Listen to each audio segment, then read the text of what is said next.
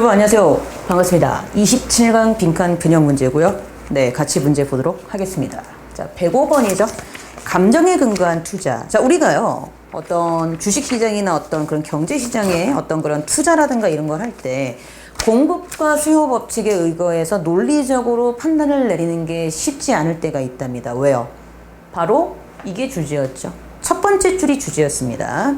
The problem with applying the law of supply and demand to financial instruments is that investment markets are not relational. 이게 주제였죠. 즉, 문제인데 어떤 문제? 공급과 수요 법칙을 재정적인 어떤 그런 도구에다가 적용하는 거에 있어서의 문제점이 있대요. 근데 이 문제점은 투자 시장이 항상 합리적이지만은 않다라는 것 때문에 그렇대요. 뭔 얘기야? 내가 주식 투자를 하는데 주식의 가격이 별로 그렇게 비싸지 않아. 근데도 투자를 할 수 있어. 왜? 그냥 단지 내가 그 회사를 좋아하기 때문에. 이해되시죠? 그 회사가 가격이 되게 낮아, 주식 가격이. 그럼 원래 사면 안 돼. 안 오를 것 같아. 오히려 또 떨어질 것 같아. 근데도 사. 왜? 그냥 그 회사가 좋으니까. 합리적이지 못한 거죠. 그러니까 빈칸의 답의 힌트는 바로 뭐가? 그치? 이 부분 있지. unoriginal. 이게 빈칸으로 그대로 들어가면 됩니다. 합리적이지 않을 수도 있다라는 점. 그러니까 답은 몇 번이야? 그렇지. 2번에 without any financial logic to support the purchase. 그 구매를 지원하고 지지해 줄 수 있는 어떤 재정적인 논리가 없는 상태가 돼버리는 거죠. 그러니까 몇 번? 2번이 답이었던 그런 문제였었고요. 그러니까 여기서 중요한 포인트는 이때 logic이 rational과 같은 방향성을 가진 단어라는 거죠. 그렇죠? 오케이. 자, 알아두시면 되겠습니다. 자, 106번 가보죠. 106번은요, 소재.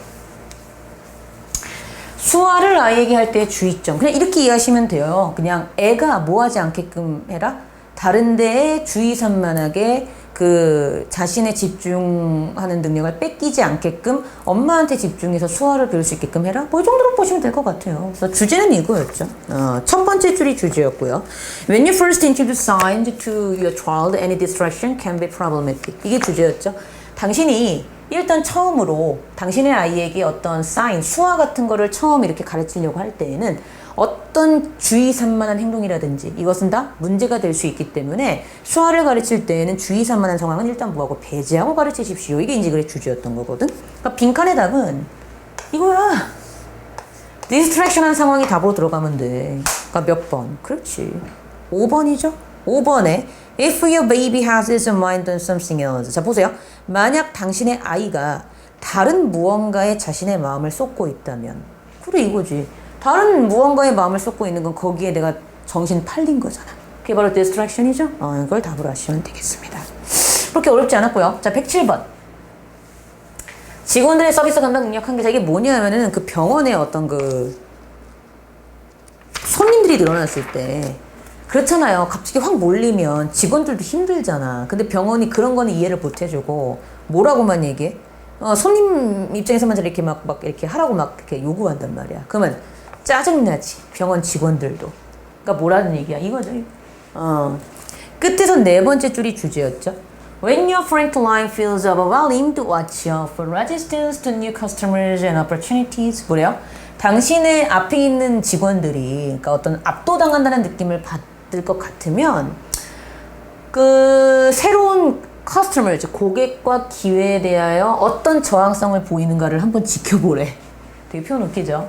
When the leaning forward creates stress at the spinal level. 자, 그대로 해석해 볼게요.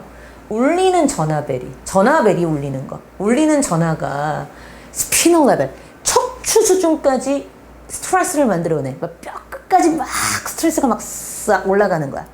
Though the words maybe can I help? 그러니까 말은 도와드릴까요? 일지 모르겠으나 그 말 속에 숨어있는 진짜 의사소통은 Go away, 꺼져. I can't handle you. 난 너를 감당할 수 없어. 라는 말이죠. 그러니까 병원에서 손님이 어느 정도까지만 있으면 감당이 되나. 이게 병원이 갑자기 일이 확 막 넘어갔을 때에는 사람이잖아, 얘들도. 그러니까 그게 감당이 안 되는데 그런 거를 직원들의 입장에서 생각 안 해준단 말이야.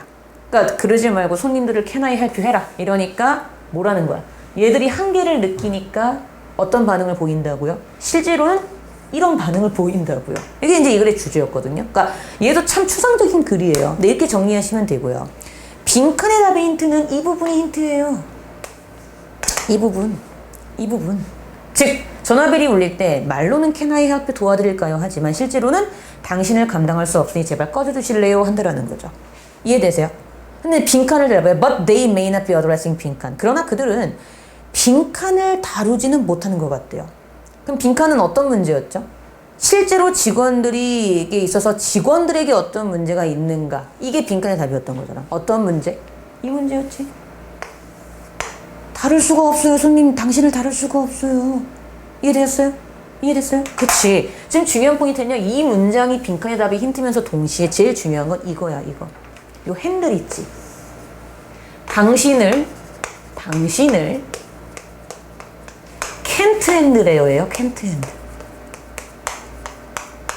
실제로는 손님을 다룰 수가 없어.